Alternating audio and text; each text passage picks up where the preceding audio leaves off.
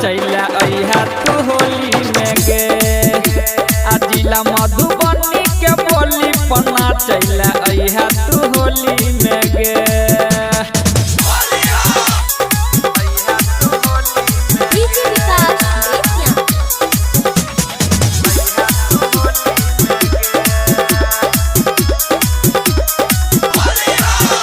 अंगे अंग भिजे बोगे छौरी तोहारो बदन गे बुझली ना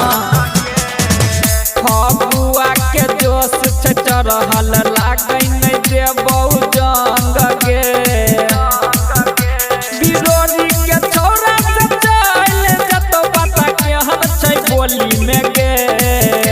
बिरोरी के छौरा से चल जतो पता के हम छै बोली में गे आ छौरा दर भंगा के बोली पन्ना चैला अइहा तू होली में गे आ जिला मधुबनी के बोली पन्ना चैला अइहा तू होली में गे।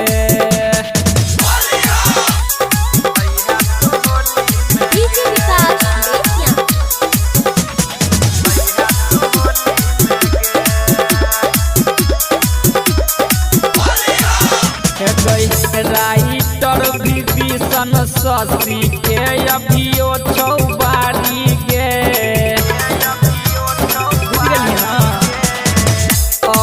जाय अकेले डाल दे तो पिचकारी गे बिटुआ अभिषेक छौरा रूपसवा रंग रखने छौ झोली में गे बिटुआ अभिषेक छौरा रूपसवा रंग रखने छौ झोली में गे आ जिला दर भंगा के बोली पन्ना चैला अइहा तू होली में गे जिला मधु